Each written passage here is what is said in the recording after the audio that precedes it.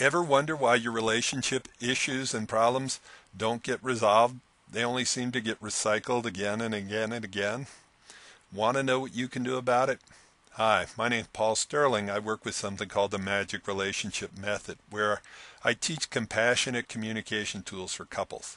You can find out more at magicrelationship.net, which is my blog, where I have videos and articles, or magicrelationship.com, where there's relationship tools and communication tools.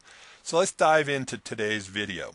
Basically, you're about to discover a simple way to resolve issues and bring back the open and honest communication to your relationship. We're also going to go over why relationship problems don't get resolved, what you can and can't change in a relationship, and how to change it to get what you want. A simple exercise you can start using today. Now, my friend Marshall Thurber once told me change isn't always better, but better is always change. So let's look at what you can change and how to change it to make things better in your relationship. You have three main options. Number one is trying to change your lover. Now, after one divorce and two broken engagements, I can tell you this one doesn't work so well, but I can almost guarantee everybody watching this video has tried it at least once. The second thing, after trying to change your lover, you can try changing yourself. Now, if you've ever tried going on a diet or quitting smoking or getting fit, you know that changing yourself is somewhat of a challenge too. But it's well worthwhile. I mean, anybody who's ever succeeded on going on a diet or got fit or quit smoking will tell you it's well worthwhile. The third thing that we're actually going to talk about today is changing the way you relate, changing how you communicate with yourself and with your lover. So let's go through that.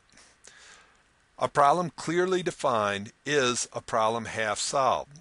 So if the problem persists, it may mean that you need to redefine it in a more empowering way. And how this applies in relationships is, if you think about it, people who are having upsets in a relationship, they would tell you that they have a problem. Here's one of what my client said. She told me that my husband doesn't listen to me anymore. I have to yell at him to get his attention. Now, if you think about it, is that a clearly defined problem? Well, not entirely. And who's in control here? Who is she trying to change? She's trying to change her husband. So let's look at if we rewrote that problem a little bit differently, took the same problem, turned it around, and here's what it would come out. I don't know how to talk to my husband in a way that makes him want to listen. Well, what needs to change here? The way she's communicating. And who's in control now? She is. So she's gone from being out of control and trying to change her partner to being in control and just changing the way she communicates, all just by restating the way she looks at the problem. So here's the summary. Change isn't always better, but better is always change. So what do you need to change? Well, probably changing the way the problem is defined so that you have control and put yourself in the middle of the problem. That way you move from being a victim to being in control. Now, here's your exercise and homework. Write down a relationship problem or issue that's been bugging you for a while. It can be your partner doesn't listen. You've lost the sexual intimacy. There's no romance in your relationship anymore. Decision making isn't done the way you want. Now make sure to put yourself in the middle of it. Start using what I call I language. I don't know how. And then number three, start asking yourself new questions. So and you'll start getting new answers. How can I get what I want? How can I get my partner to do this? And you might actually ask them, how would they enjoy listening to you? So that's it for now. Here's some previews of upcoming attractions. We're going to go have a video on intimacy doesn't start in a bedroom, the jealousy cure, the greatest gift you can give your lover, and it's not what you think, and more. So to get notified about upcoming relationship videos, just go to freerelationshipreport.com, enter your name and email, and we'll talk to you soon. Now, go to work and have a great day. Good day. Paul Sterling here from the Magic Relationship Method, and I have a question for you. Have you ever wondered why some relationship problems never get resolved? They only seem to get recycled again and again and again. And have you ever wondered, what can you do to stop this, to break this cycle and start resolving these problems? Well, today you're about to discover a simple way to start resolving problems in minutes that used to take, well, possibly forever or never get resolved. Also, what I'm going to go through is why some relationship problems don't get resolved and what you can and cannot change to resolve them. Because if you're trying to resolve them the wrong way, they'll never get resolved. In fact, you may have noticed some of them get worse. Like tried to resolve it, tried to talk about it, and instead of things getting better, they only got worse. We're also going to go into how to resolve problems starting today so you can have more intimacy and affection, maybe even tonight. A simple exercise you can do to start using this system right now. So I once heard a statement that a problem clearly defined is a problem half solved. And you can start there. There may be some problems you're working on that aren't even clearly defined, and you can try to define them with your lover and see if that doesn't help. But let me tell you about a problem that I had in a relationship with my dad, and the reason I picked that one is because I think a lot of you will be able to relate to it. And it doesn't matter what kind of relationship. It can be with your parents, your lover, your kids. Even at work, this is a system that works in a lot of different places. So here's the problem. Every year I'd go back for Christmas, and my dad was critical and judgmental, and I think he should change because every Christmas we would get into arguments that would end up hurting my feelings. Now, if you look at the problem the way it's laid out there, who's in control? He is. And what needs to change? Him.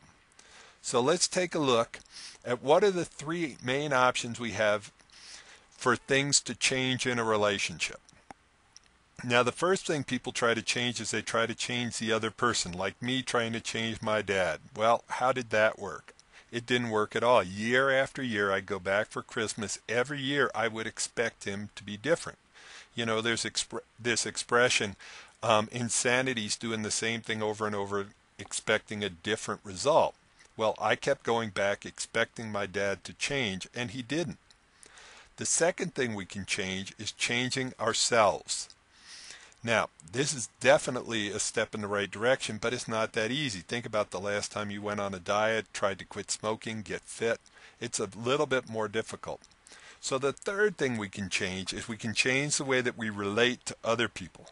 And luckily, that's what I ended up doing. So if you take the same problem, turn it around, here's how it might come out. I don't know how to communicate with my dad in a way that is respectful and supportive for both of us. When I write it out like that, what needs to change? Well, all of a sudden I've got a path I can follow. What needs to change is the way I communicate. And who's in control? I am. So in summary, by the way, if I change, does it change the whole relationship? Absolutely.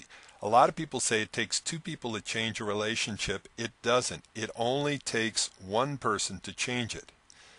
And I did change, and that was about 3 years before he passed away. And when I went back after that, our relationship totally transformed because I communicated differently. I wasn't trying to change him anymore. So, in summary, it only takes one person to change a relationship. The second part is a problem clearly defined is a problem half solved. And if it's not getting solved, you have to define it a little bit differently. And when you do, make sure, if you want control, put yourself in the middle of it. Move from being a victim of your relationship problems to being in control in your relationship problems. So here's a quick exercise. Write down a relationship problem or issue that has been bugging you for a while. Now make sure you put yourself in the middle of it using an I statement. I don't know how to do this. I don't know what to do here. I don't know how to become more intimate with my lover so she wants to sleep with me, whatever it is.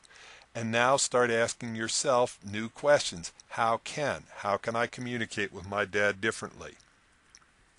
Anyway, let me know how that goes. And here's some previews of some up and coming attractions.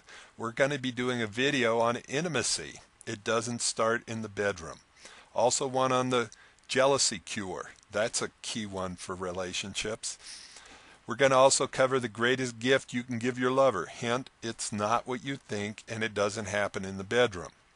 And we're going to go through much more. So if you don't want to miss out on any of these videos, you want to get notified on each one as they come out, just go to freerelationshipreport.com. Just enter your name and email, and we'll make sure to keep you updated. Thanks, and have a great day.